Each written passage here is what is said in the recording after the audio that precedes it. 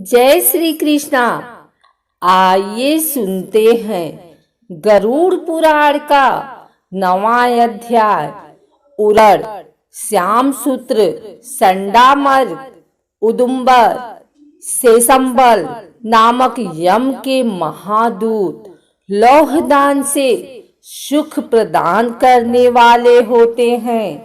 हे ताच्छर्य, परम गोपनीय और दानों में उत्तम दान को सुनो, जिसके देने से भूलोक, भूलोक, अंतरिक्ष और स्वर्ग लोक के निवासी अर्थात मनुष्य, भूत, प्रेत तथा देवगण संतुष्ट होते हैं।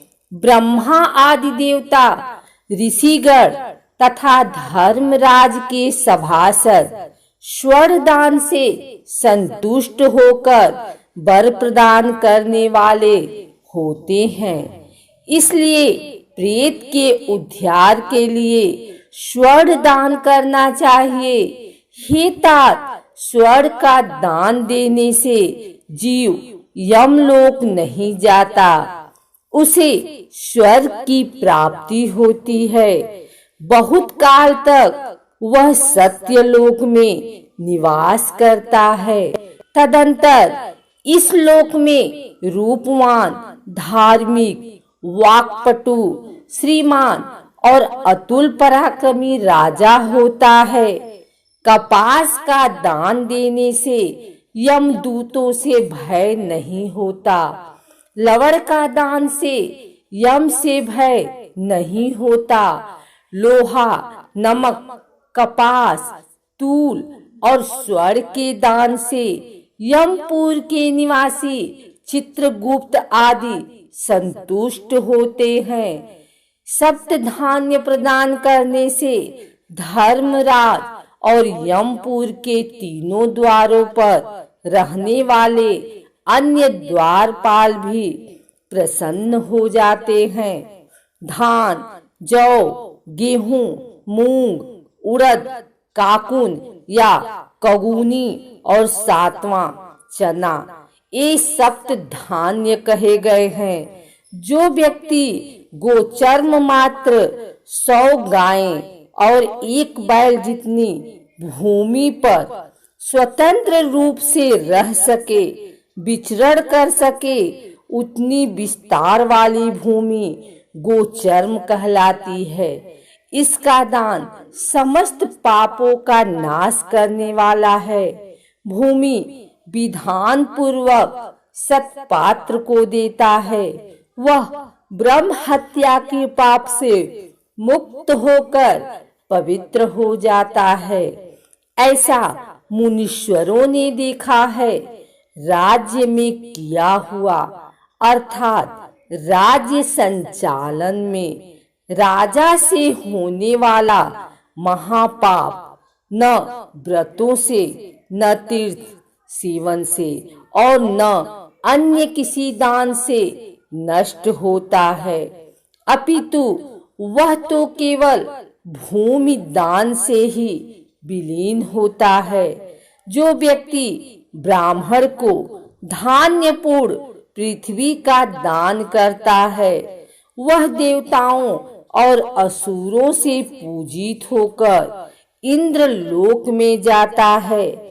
हे गरुड़, अन्य दानों का फल अत्यल्प होता है, किंतु पृथ्वी दान का पुण्य दिन प्रतिदिन बढ़ता जाता है।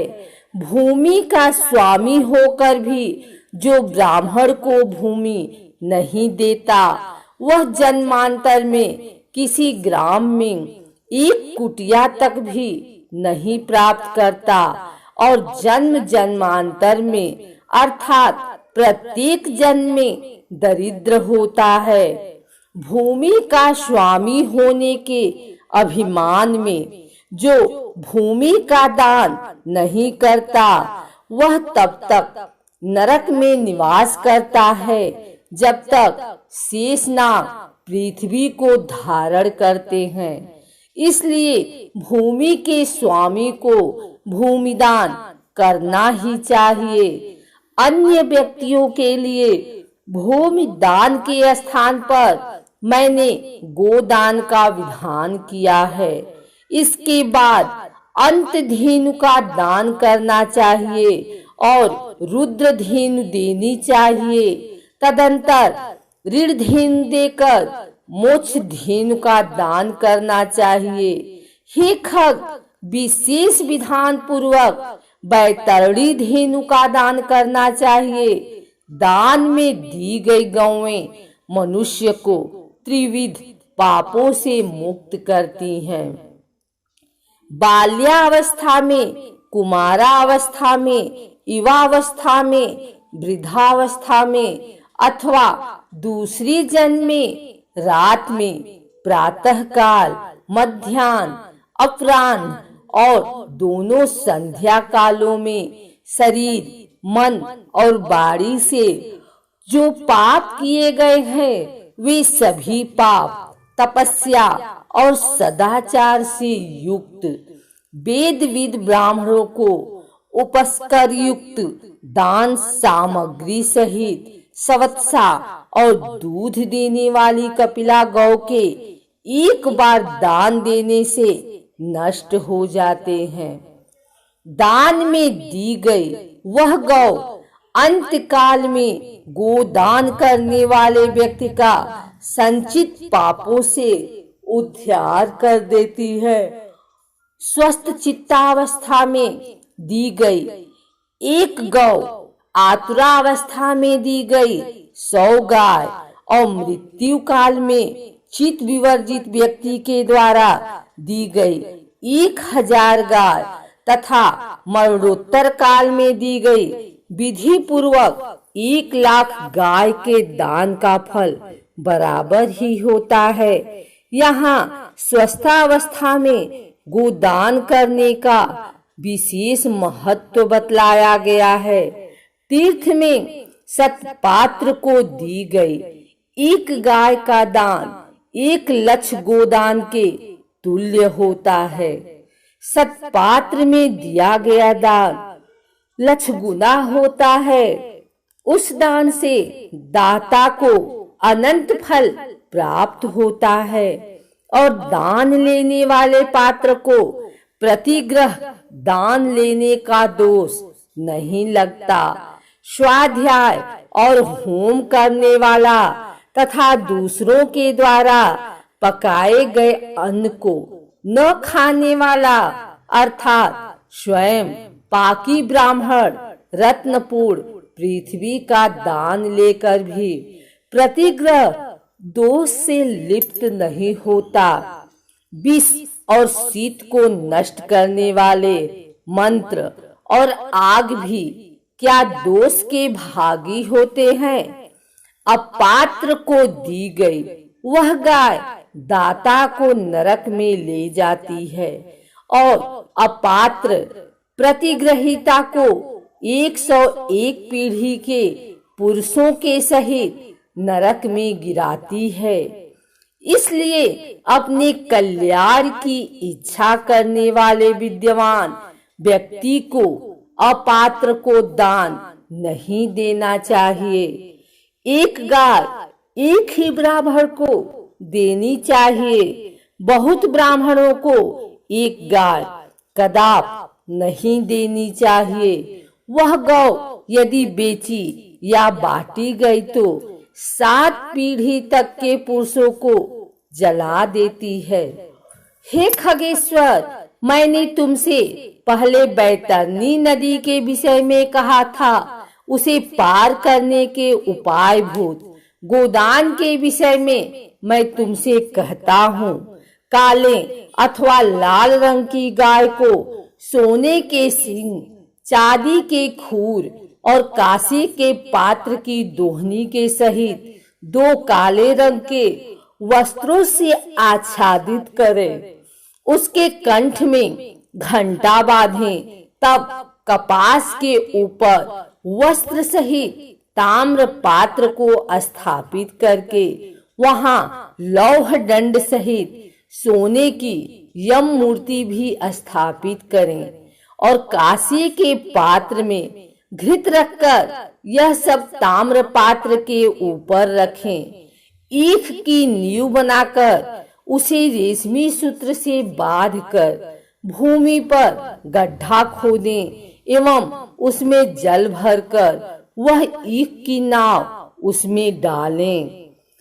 उसके समीप सूर्य की देह से उत्पन्न हुई धेनु को खड़ी करके शास्त्रीय विधि विधान के अनुसार उसके दान का संकल्प करें। ब्राह्मणों को अलंकार और वस्त्र का दान दे तथा गंध, पुष्प, अक्षत आदि से विधान पूर्वक गाय की पूजा करें। गाय की पूंछ को पकड़कर ईख की नाव पर पैर रखकर ब्राह्मण को आगे करके इस मंत्र को पढ़ें। हे जगन्नाथ, हे शरणागत वत्सल, भवसागर में डूबे हुए शोक संताप की लहरों से दुख प्राप्त करते हुए जनों के आप ही रक्षक हैं। हे ब्राह्मण श्रेष्ठ, विष्णु रूप भूमि देव, आप मेरा उद्धार कीजिए। मैंने दक्षिणा के सहित यह बैतरणी रूपिणी गाय आपको दी है। आपको नमस्कार है। मैं महा भयावह यम मार्ग में 100 योजन विस्तार वाली उस बैतरणी नदी को पार करने की इच्छा से आपको इस बैतरणी गाय का दान देता हूँ। आपको नमस्कार है। हे बैतरणी धेनु, हे देवेशी, यम द्वार के महामार्ग में बैतरणी नदी के पार कराने के लिए आप मेरी प्रतीक्षा करना। आपको नमस्कार है। मेरे आगे भी गौवें हो, मेरे पीछे भी गौवें हो, मेरे हृदय में भी गौवें हो और मैं गौओं के मध्य में निवास करूं। जो लक्ष्मी सभी प्राणियों में प्रतिष्ठित हैं तथा जो देवता भी प्रतिष्ठित हैं, वे ही धेनु रूपा लक्ष्मी देवी मेरे पाप को नष्ट करें। इस प्रकार मंत्रों से भली भांति प्रार्थना करके हाथ जोड़कर गाय और यम की प्रदक्षिणा करके सब कुछ ब्राह्मण को प्रदान करें। हे खग, इस विधान से जो बैतरणी धेनु का दान करता है वह धर्म मार्ग से धर्मराज की सभा में जाता है।